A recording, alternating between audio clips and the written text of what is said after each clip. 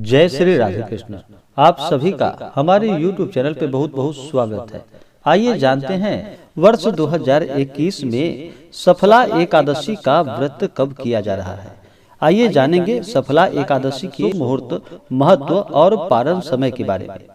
सफला एकादशी का व्रत हर वर्ष पौष माह के कृष्ण पक्ष की एकादशी तिथि के दिन सफला एकादशी का व्रत किया जाता है। एकादशी का व्रत सभी पाप और ताप को नष्ट करने वाला होता है और सभी प्रकार के सुख समृद्धि को प्रदान करने वाला होता है।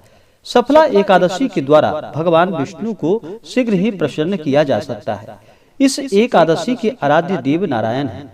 इस एकादशी के दिन श्रीमन नारायण जी की विधि के अनुसार श्रद्धा पूर्वक पूजा करनी चाहिए कि जिस तरह नागों में शेषनाग, पक्षियों में गरुड़, ग्रहों में सूर्य चंद्र, यज्ञों में अश्वमेध और देवताओं में भगवान विष्णु श्रेष्ठ हैं, उसी प्रकार से व्रतों में एकादशी व्रत श्रेष्ठ मानी जाती है। मनुष्य को 5 सहस्त्र वर्ष तपस्या करने से जिस पुण्य फलों की प्राप्ति होती है, वही पुण्य श्रद्धा पूर्वक रात्रि जागरण सहित सफला एकादशी का व्रत उपवास करने से शुभ फलों की प्राप्ति होती है। एकादशी का व्रत हर माह के कृष्ण पक्ष और शुक्ल पक्ष की एकादशी तिथि के दिन मनाया जाता है। एक माह में 2 एकादशी का व्रत होता है, वहीं एक वर्ष में 24 एकादशी का व्रत होता है और अधिक मास या मलमास हो तो 2/26 एकादशी का व्रत होता है। हर व्रत का अपना अपना विशेष महत्व माना गया है। इसी प्रकार से सफला एकादशी का एक अपना विशेष महत्व है।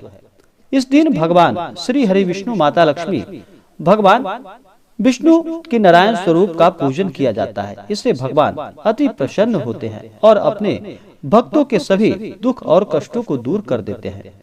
एकादशी का व्रत यह सभी प्रकार के सुख समृद्धि तथा अंत में मोक्ष को प्रदान करने वाला है। सभी प्रकार के पाप और ताप को नष्ट करने वाला है। मनुष्य के जब सभी पाप और ताप नष्ट हो जाते हैं, तभी जाकर के उन्हें सभी प्रकार के सुख और समृद्धि की प्राप्ति होती है। जो भी जातक एकादशी का व्रत करते हैं, उन्हें चाहिए कि इस व्रत के लिए 10वीं के दिन से ही व्रत के नियमों का पालन करें। एकादशी के व्रत में चावल ग्रहण नहीं किया जाता है। एकादशी के दिन दिन भर व्रत और उपवास रहते हुए भगवान का पूरे विधि विधान से 2 समय पूजन करना चाहिए। एकादशी के दिन तामसिक वस्तुओं का प्रयोग बिल्कुल भी नहीं करना चाहिए, जैसे कि मांस, मदिरा, लहसुन, प्याज आदि का प्रयोग बिल्कुल भी नहीं करना चाहिए। मसूर की दाल आदि भी निषेध मानी जाती है। व्रत के लिए पूर्ण ब्रह्मचर्य का पालन करते हुए भोग विलास से दूर रहना चाहिए। इस दिन किसी के ऊपर क्रोध नहीं करना चाहिए। अपने से बड़ों का सदा ही सम्मान करना चाहिए। महिलाओं का सदा ही सम्मान करना चाहिए। जहाँ पर महिलाओं का सम्मान होता है, वहाँ पर माता स्थिर लक्ष्मी का निवास होता है, तो महिलाओं का सदा सम्मान करना चाहिए। अपने मन में किसी के प्रति ईर्ष्या या द्वेष का भाव नहीं लाना चाहिए। धर्मचर्य का पालन करते हुए, प्रभु नाम का स्मरण करते हुए, भजन कीर्तन करते हुए समय व्यतीत करनी चाहिए। सुबह और शाम के वक्त पूजन करना चाहिए। रात्रि में भजन कीर्तन करना चाहिए, कथा श्रवण करना चाहिए। रात्रि जागरण करते हुए अगले दिन जाकर के द्वादशी तिथि के दिन व्रत का पारण करना चाहिए। इससे पुण्य फलों की प्राप्ति होती है। इस बार सफला एकादशी का व्रत, जो कि 30 दिसंबर 2021 दिन गुरुवार को किया जा रहा है। एकादशी तिथि प्रारंभ समय 29 दिसंबर 2021 दिन बुधवार शाम 4:14 और एकादशी तिथि की समाप्ति होगी 30 दिसंबर 2021 दिन गुरुवार दोपहर 1:42 और सफला एकादशी व्रत का पारण किया जाएगा 31 दिसंबर 2021 दिन शुक्रवार को सुबह 7:14 से सुबह 9:18 तक इस व्रत का पारण किया जाएगा। इस दिन द्वादशी तिथि समाप्त, जो कि सुबह 10:39, तो द्वादशी से पहले ही व्रत का पारण कर लेना चाहिए। सफला एकादशी व्रत का पारण इस बार गोमयेन पारणम, यानी कि गाय के गोबर से इस व्रत का पारण किया जाएगा। अगर यह संभव ना हो तो तुलसी दल, फल आदि से भी आप पारण कर सकते हैं। एकादशी व्रत करने वाले को दान और पुण्य अवश्य ही करना चाहिए। गरीबों की सहायता करनी चाहिए, गरीबों को भोजन कराना चाहिए, ब्राह्मणों को भोजन कराना चाहिए। अपने श्रद्धा और सामर्थ्य के अनुसार ब्राह्मण दक्षिणा आदि जरूर देना चाहिए। इससे पुण्य फलों की प्राप्ति होती है। इस दिन घृति योग जो कि रात्रि 9:49 तक, नक्षत्र विशाखा नक्षत्र रात्रि 12:35 तक, राहु काल समय इस दिन दोपहर 1:11 से दोपहर 2:31 तक। राहु काल के समय में किसी भी प्रकार का शुभ कार्य या मांगलिक कार्य नहीं करना चाहिए, यह लाभप्रद नहीं होता है, तो राहु काल छोड़ करके ही पूजन करना चाहिए। अभिजीत मुहूर्त सुबह 11:30 से दोपहर 12:12 तक। सूर्योदय इस दिन सुबह 6:34 और सूर्यास्त शाम 5:08। इस दिन सूर्य धनु राशि में रहेंगे और चंद्रमा तुला राशि में रहेंगे।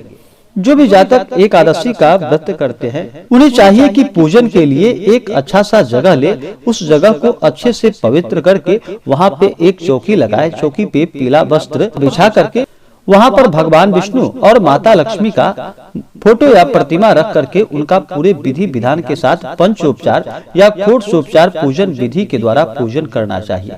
किसी भी प्रकार के व्रत में पूजन में सबसे पहले भगवान गणेश का ही पूजन किया जाता है, तो इस बात का ध्यान रखें। सबसे पहले भगवान गणेश का पूजन करें। भगवान गणेश सभी प्रकार के विघ्नों को हरने वाले हैं, तो भगवान गणेश का स्मरण करें, उनका पूजन करें। उसके बाद अगर कलश बिठा रहे हो तो कलश पूजन करें। उसके बाद नवग्रह इंद्रादि 10 दिक्पाल देवता का पूजन करें। दिन में पूजन करते हैं तो सूर्यादि पंच देवता का, रात्रि में पूजन करते हैं तो गणपत्यादि पंच देवता का पूजन करें, दुर्गा माता का पूजन करें। उसके बाद फिर भगवान विष्णु और माता लक्ष्मी का पूरे विधि विधान के साथ पूजन करें। दिन भर व्रत उपवास रहते हुए सुबह और शाम के वक्त पूजन करना चाहिए। रात्रि में अगर जागरण करते हैं तो इसका कई गुना पुण्य फल प्राप्त होता है, तो रात्रि में जागरण करते हुए भजन कीर्तन करते हुए फिर अगले दिन जाकर के इस व्रत का पारण करें। एकादशी व्रत को दिन भर व्रत और उपवास रहते हुए इस व्रत को करना चाहिए। जिनका स्वास्थ्य सही ना हो, जो शरीर से स्वस्थ ना हो, वो एक समय फलाहार ग्रहण करके इस व्रत को करे और पूरे निष्ठा के साथ किसी भी व्रत को करना चाहिए। मन में किसी भी व्रत के लिए अगर मन में अश्रद्धा हो तो उस व्रत को नहीं करना चाहिए, वह व्रत निष्फल ही माना जाता है। तो मन में श्रद्धा रखते हुए प्रभु पे विश्वास करते हुए ही व्रत को करना चाहिए। पूर्ण ब्रह्मचर्य का पालन करना चाहिए, धर्म कर्म का कार्य करना चाहिए। इससे भगवान अति प्रसन्न होते हैं और अपने भक्तों के सभी दुख और कष्ट को दूर करते हैं। तो आशा करता हूँ कि यह जानकारी आपको अच्छा लगा हो। ऐसे ही ज्ञानवर्धक जानकारियाँ प्राप्त करने के लिए हमारे इस चैनल को लाल बटन दबा करके सब्सक्राइब करें, साथ में बेल आइकन घंटी दबाएं ताकि मेरे वीडियो का नोटिफिकेशन आपके पास सबसे पहले पहुंचे। वीडियो को लाइक और अपने मित्रों तथा दोस्तों के साथ शेयर करें। सुखी रहें और स्वस्थ रहें। जय श्री राधे कृष्ण। धन्यवाद।